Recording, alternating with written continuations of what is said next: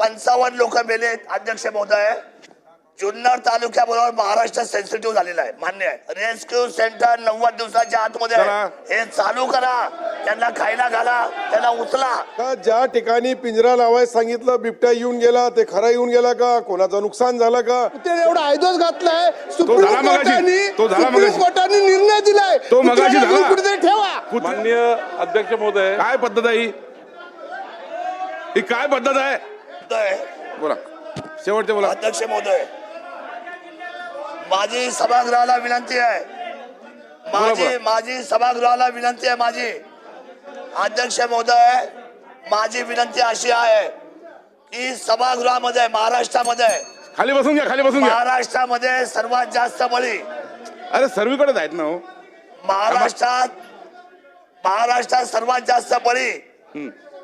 जास्त बळी आम्ही अनुभवलेत. अध्यक्ष महोदय, मला ऐका जरा हो, मी बसू का खाली? 55 लोक मेलीत, 55 लोक मेलीत. बोला हो ऐका हो अध्यक्ष महोदय, 55 लोक मेलीत. हे ऐका बाबांनो, 55 लोक मेलेत अध्यक्ष महोदय. जुन्नर तालुक्याबरोबर महाराष्ट्र सेन्सिटिव्ह झालेला आहे, मान्य आहे. प्रश्न विचारा. प्रश्न विचारतो पॉइंटेड, आणि प्रश्नाचं उत्तर सुद्धा अतिशय सुंदर आहे. ऐकून घ्या अध्यक्ष महोदय, मी मंत्री महोदयांना हात जोडून विनंती करतो. अतिशय संवेदनशील मंत्री आहे या खात्याचे. मी आपल्याला सांगतो भास्करराव, ऐकून घ्या.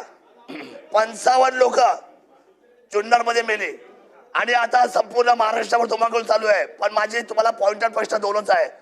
एक, तुम्ही किती उपाययोजना करा, काही त्याने फरक पडणार नाही. सरकारी वेळ, सरकारी पैसा मेहरबानी करून वाया घालू नका. दोन गोष्टी. सगळ्यात पहिले गिरीश भाऊ, मी आपल्याला सांगतो, 2 रेस्क्यू सेंटर ज्याच्यामध्ये 1000 नर बसतील, नर, आणि 1000 मादी पकडल्यानंतर कळतंय नर कोण आणि मादी कोण. एक जुन्नर तालुक्यामध्ये म्हणजे पुणे जिल्ह्यात, आणि एक फॉरेस्टच्या जागा पण आहेत, आम्ही आयडेंटिफाय केल्या आहेत, आपल्या अधिकाऱ्यांनी सीसीएफने आयडेंटिफाय केलेले आहेत. आणि एक अहिल्यानगर मध्ये 2 ठिकाणी हे रेस्क्यू सेंटर 1000 लोक बसतील असे. ते तातडीने 3 महिने म्हणजे 90 दिवसाच्या आतमध्ये पूर्ण करा. त्यांना खायला घाला आतमध्ये, त्यांच्यासाठी एक हॉस्पिटल बनवा. एकही माणूस महाराष्ट्रामध्ये मरता कामा नये. एक बळी जाणं म्हणजे संपूर्ण कुटुंब देशोधडीला लागल्यासारखं आहे. अध्यक्ष महोदय, मी कळकळीची हात जोडून विनंती करतो राज्याला, सगळ्यात गंभीर बाब आहे. रेस्क्यू सेंटर 90 दिवसाच्या आतमध्ये हे चालू करा, त्यांना खायला घाला, त्यांना उचला, एवढी विनंती करतो. धन्यवाद. अध्यक्ष महोदय, उत्तर उद्या. सदस्य शरद सोनवणे यांनी जी सूचना केलेली उत्तर आहे, उद्या. अगोदरच जुन्नर तालुक्यामध्ये रेस्क्यू सेंटर त्या ठिकाणी आहे. आता त्यांनी फक्त त्या ठिकाणी संख्या वाढवण्याची सूचना केलेली आहे. वन खात्यानं अतिशय गांभीर्यानं त्या ठिकाणीची जुन्नरचं जे बिपट रेस्क्यू सेंटर आहे त्याची संख्या वाढवण्याचं ठरवलेलं आहे. आणि दुसरं रेस्क्यू सेंटर अहिल्यानगर जिल्ह्यामध्ये करण्याचं ठरवलेलं आहे. या दोन्ही सूचना आम्ही ऑलरेडी दिलेल्या आहेत. आता राताऱ्याला नाना पाटोले साहेब, जरा एक मिनिट, जरा नाना पाटोले साहेबांनी बसून बोलू नका, विचारला होता की या ठिकाणी त्या वाघांना आणि बिबट्यांना खाण्यासाठी काही सांबर, ससे, वानर, लांडगे राहिले नाहीत. नानासाहेब, आपल्या सूचनेच्या अनुषंगानं या प्राण्यांची प्रजनन वाढवण्याकरता, त्यांना संरक्षित करण्याकरता व्यवस्था करण्याची सूचना देण्यात आलेल्या आहेत. म्हणजे बकऱ्या बिकऱ्या आपण ज्या, तो सध्या सोल्युशन आहे तात्पुरता, कारण त्या बिबट्यांना आणि वाघांना दुसरे काही प्राणी राहिलेच नाहीत म्हणून तात्पुरत्या शेळ्या आपण सोडण्याचं ठरवलेलं आहे. आणि ते सोडल्या जातील आणि भविष्यकालामध्ये एकही ठिकाणी त्या ठिकाणी मानवाची हत्या होणार नाही याच्यासाठी प्रयत्न केले जातील. चला शेवटचा प्रश्न अब्दुल सत्तार. आता काही नाही. आता अध्यक्ष महोदय, माझी मंत्री महोदयाला एकच विनंती आहे चला शेवटचा एक नाही, नाही, मिनिट नाही, नाही, प्रकाशराव, एक मिनिट बोलू द्या चला मला. बोला. तर प्रश्न असा आहे का ज्या ठिकाणी वन विभागाच्या डोंगराळ भाग आहे, ज्या ठिकाणी अशा परिस्थितीमध्ये MREGSच्या माध्यमातून आपण कमीत कमी आपली बॉर्डर आणि शेतीच्या याच्यामध्ये एखादी चर करू शकता का? ते केल्यानंतर कमीत कमी शेतीचं नुकसान होणार नाही, माणसाचं नुकसान होणार नाही. आणि आपले अधिकारी म्हणतात का ज्या ठिकाणी पिंजरा लावायला सांगितलं बिबट्या येऊन गेला, ते खरा येऊन गेला का, कोणाचं नुकसान झालं का, त्यानंतर आम्ही लावू.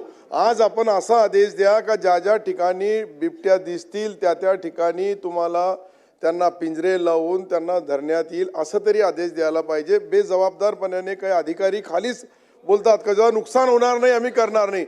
या दोन गोष्टीकडे आपण लक्ष दिलं अध्यक्ष महोदय, तर मला वाटतं का MREGS मध्ये पैसा आहे आणि MREGSच्या माध्यमातून वन विभागाची जमीन आणि प्रायव्हेट जमीन याच्यामध्ये एक चर केलेली तर तो तिकडे येणार नाही आणि एक बांधासारखा राहील. थोडाफार तरी संरक्षण मिळू शकतो शेतकऱ्याला, इतकी नम्र विनंती.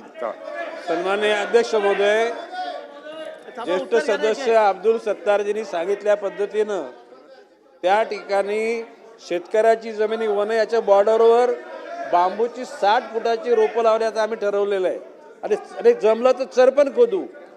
त्याचबरोबर त्यांनी या ठिकाणी सांगितलेलं की लोकांच्या मध्ये जी भीती निर्माण होते ती भीती दूर व्हायला पाहिजे. तुम्ही सांगितल्याप्रमाणे अधिकारी विचारणार नाहीत, एखाद्या आमदारांनी पत्र दिलं तर त्या ठिकाणी पिंजरे लावण्याचं काम होईल. ही शहानिशा करायची गरज नाही. चला शेवटचा कृष्णा खोबडे. अध्यक्ष महोदय, बिट्या माझ्यानंतर अध्यक्ष महोदय, अरे मला बोलण्याला संधी दिली आहे ना. बसा. अध्यक्ष महोदय, खाली बसा. अध्यक्ष महोदय, प्रश्न मांडा. आता नागपूरमध्ये बी बिट्या आलाय.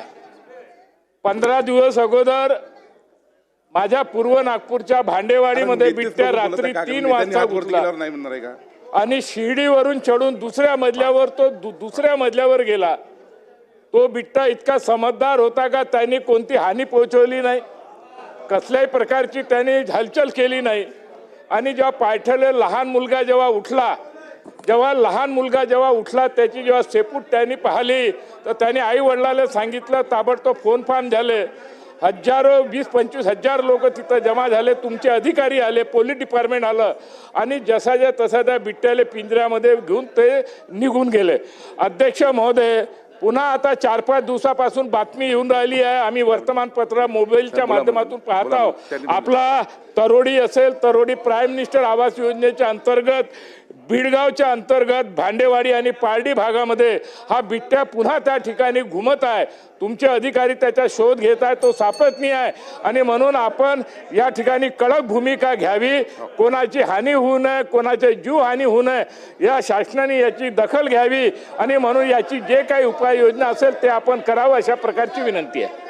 चला.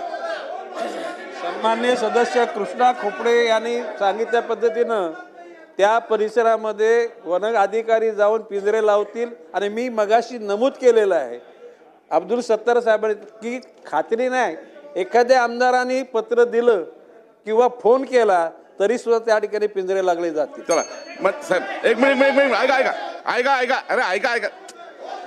बावनकुळे साहेब बोलतात, 2 मिनिटं ऐकून घ्या. बरं घ्या. अध्यक्ष महोदय, बिबट्याचा प्रश्न जटिल आहे, हा थोडाफार जटिल असं मी समजतो, पण त्याच्यापेक्षा जटिल प्रश्न कुत्र्यांचा आहे. कुत्र्याने एवढा आयदोस घातलाय. सुप्रीम कोर्टाने निर्णय दिलाय कुठेतरी ठेवा. कुत्र्यांचा प्रश्न मगाशी झाला, त्याच्यावर अंमलबजावणी कोणच करते अध्यक्ष महोदय. त्या कुत्र्यासाठी काहीतरी करा बंदोबस्त. गल्लोगल्ली पोरं घरात फिरू शकत नाही असा प्रकार झालाय मुंबईमध्ये. लहान पोर. चला एक मिनिट बसा. खाली बसा. अरे एक मिनिट बसा, साहेब बोलतात ना. बसा. खाली बसा.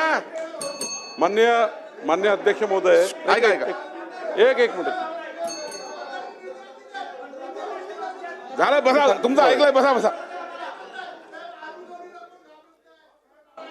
चला झालं ना तुमचं, ऐकलं ना, ऐकलंय. खाली बसा. चला चला. माननीय अध्यक्ष महोदय, त्याला खाली बसा. नाही माननीय अध्यक्ष महोदय, हा बोला. सभा खाली बसा. हे बघा तुमचं ऐकलंय, खाली बसा आता आपण. नाही बोलूच द्यायचं. माननीय अध्यक्ष महोदय, काय पद्धत आहे ही काय पद्धत आहे? नाही चला.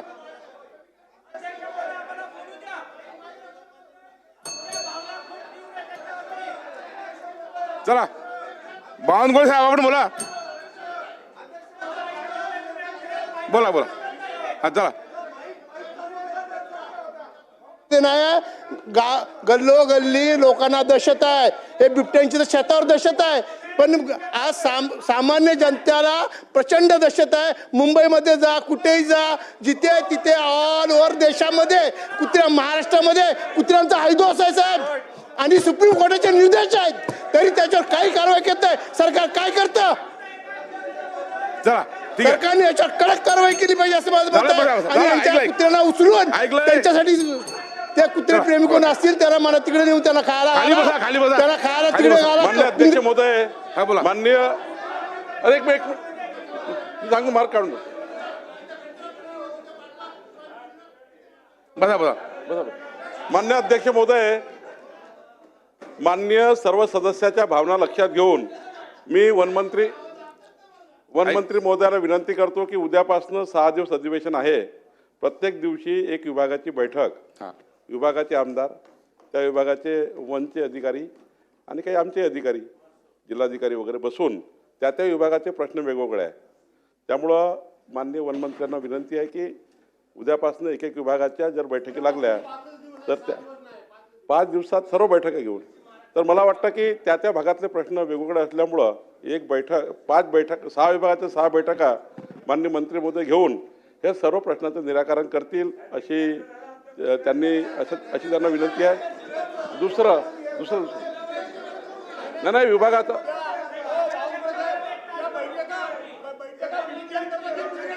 मी सांगतो ना, बसून बोला. ऐका एक मिनिट ऐका नाही. असा इथे लक्षवेधीमध्ये हे प्रश्न, आपले प्रश्न जे आहेत, मलाही त्या ठिकाणी सभागृहात इतके वर्ष झाले, तुम्ही आहेत, लक्षवेधीने असे प्रश्न काही काळ निकाल निघणार नाही. त्या विभागाचे आमदार, त्या विभागातले अधिकारी, महसूलचे, फॉरेस्टचे दोघे अधिकारी एखाद्या वेळेस मी त्या बैठकीला राहील, पण त्या भागातल्या अधिकारी आणि विधानसभा सदस्य, परिषद सदस्य यांची बैठक माननीय वनमंत्री आणि मी दोघेही आम्ही घेऊ आणि त्या भागातले जे काही प्रश्न या अधिवेशन संपण्यापूर्वी सर्व प्रश्नाला न्याय देण्याचा आम्ही प्रयत्न करू.